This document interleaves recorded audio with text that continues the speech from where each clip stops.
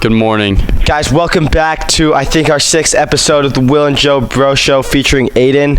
We're doing a Spirit Week special. We got our nice jerseys on, and today we're going to be making Popeye's spicy chicken tenders. We have one mic. Everyone enjoy. Alright, so first we're going to make some like wet, saucy ingredient type beat. So we're going to add to one bowl, we're going to add 3 eggs.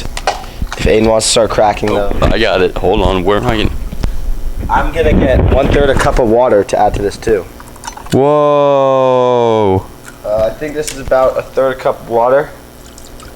And, oh, I forgot this ingredient, red pepper sauce. So I'm going to go look for that in the fridge. Alright, so now we've got our wet mixture set up. We're going to make our dry mixture, which is flour, pepper, paprika, and cayenne. 4 cups of flour, so we're going to get that going from this big jug of flour. We'll be right back. So I'm scooping 4 cups of flour.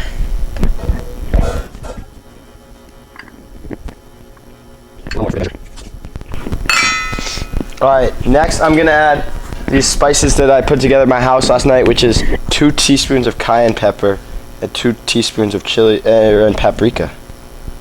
So I'm just pour it in there. Oops. And then we're going to add a little pepper, just a nice crack. We're just going to kind of whisk this together.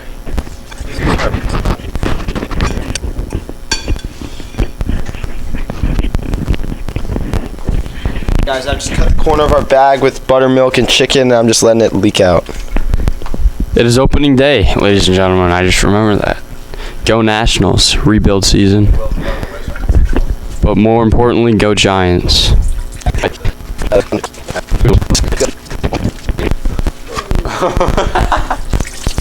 So just leave it over there on the side. So now I'm gonna take the chicken out of the bag and put it in the black Tupperware. Just try and get off all this milk. Oh, we gotta cut the chicken too. 1, 2. We're learning our numbers today too. There's 3.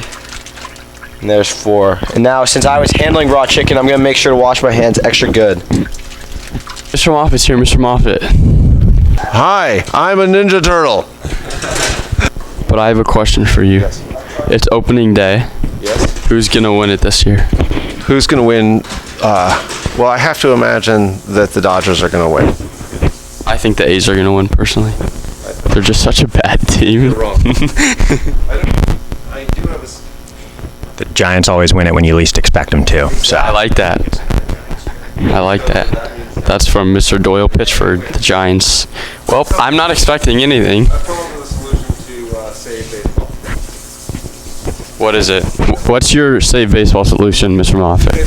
None of these things are going to save baseball. There's only one thing that's keeping baseball alive. Can you tell me the one thing that is currently, aside from old people, what's the one thing that's keeping baseball alive? Going to the ballpark. Fantasy baseball is the only thing that's keeping baseball alive. Yeah.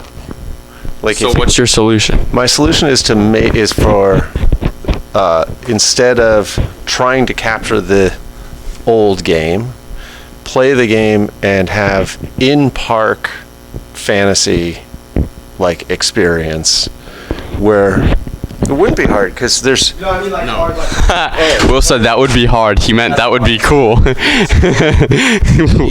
like you go hard. So you could actually play games either against people in the stadium, against your friends, based on stats, because there's so many stats even in an individual inning. You could just have real time, like every inning things are produced. That you could bet on. But like pitch clock and Pitch clock is stupid, by the way. I'm letting everyone know that. rules and like, yeah, that's not going to fix it. Play the normal game and juice it the way people want it. Like understand what you already have. Who here's in favor of the pitch clock?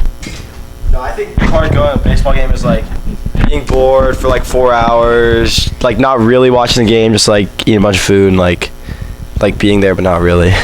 Exactly. That's why Sergio Romo. Thoughts on the pitch clock? Pitch clock thoughts. I'm not in favor. I'm not in favor of the pitch clock, but I think that both pitchers and hitters should voluntarily go at the pace that the pitch clock goes at. Okay. I like that. There's no reason as a pitcher to get the ball, walk around the mound, blow on your hands, batters adjusting their batting glove, just step in the box. But pitch clock is going to watch what's going to happen to steals. Shoot up. Because the thing is that if I'm stealing a base, I can look at the pitch clock. Pitch clock, if they drive it down.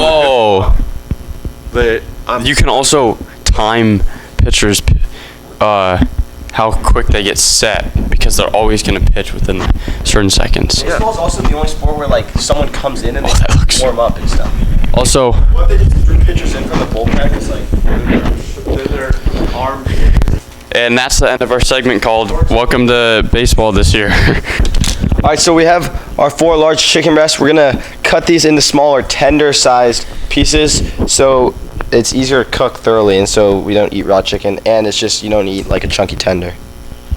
So I'm gonna take my first chicken breast and just this one's kind of small. It's all subjective, so just kind of make a little tender. Hey, move that black box so I can see you cutting it.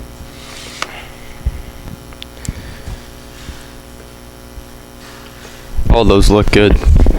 Yeah, this one looks about good tender size. Just think about when you're going down to Popeyes, getting a little 5-piece with a biscuit and some sides, just how big you want your tenders. So going on record and saying that I think in the NHL playoffs, since we're hitting on the sports today, the Bruins may win, but the East will definitely win. I think that the East will win. I don't know if the Bruins got what it takes in them in a 7-game series against a team like the Canes. But I think the Devils, Rangers, I think it'll be Rangers, Bruins that win it, and Devils, Rangers, the first round will be a very, very, very, very, very good series. Devils could pull it out, but for sure these Bruins, Rangers, Devils, maybe Canes on record. Those 4 teams, 3.5. Canes are falling off. All right, so now we're gonna get to cooking. We're gonna have to heat up some oil for frying the chicken, and then we'll dredge it in our flour and egg mixture. But we're gonna have to heat up some oil to 350 degrees Fahrenheit. So for this cooking process, we're gonna be frying it. We've chosen just kind of a deep pan.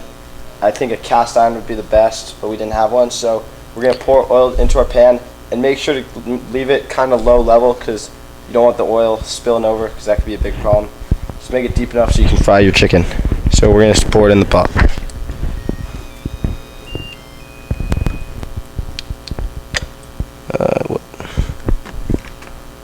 Alright, that looks to be good. I'm going to now heat it up and we're going to wait for our oil to heat up. Welcome back. Alright, so now we're going to get to cooking. So we've got our chicken strips, we got our flour mixture, and we got our egg mixture. So you're going to take 1 chicken strip from just the marinating in the buttermilk, put in the flour, just kind of wave it around, get some flour on it, and then once it's covered, then you put it in the egg mixture. Again, just get it all covered, and then back in the flour, and then into the oil. All right, so you want it pretty evenly covered all around, and just dump it in your oil.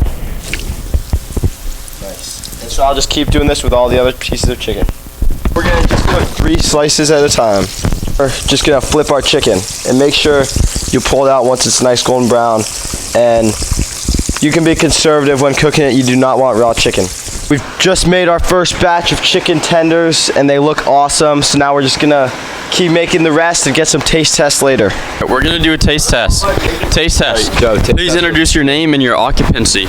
Grant Hetherington, DJ. Joe Schlopman, former bro.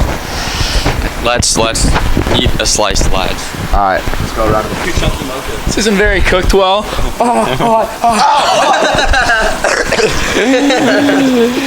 not eat at the Will and Joe Bro show. Will and Aidan bro show. I'm not playing this.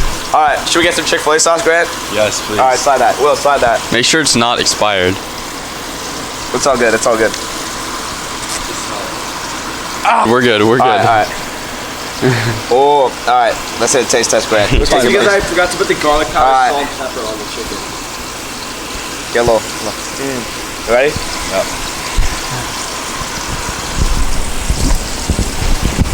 Oh. Prompted Joe to make his mating call. I have my review. With the Chick-fil-A sauce, we're giving it a 6-1. Without the Chick-fil-A sauce, we're giving it a 5-3. With Chick-fil-A sauce, I'll give it a 5.9. Without Chick-fil-A sauce, I'll give it like a 4.5. You know, chicken's just not very well seasoned.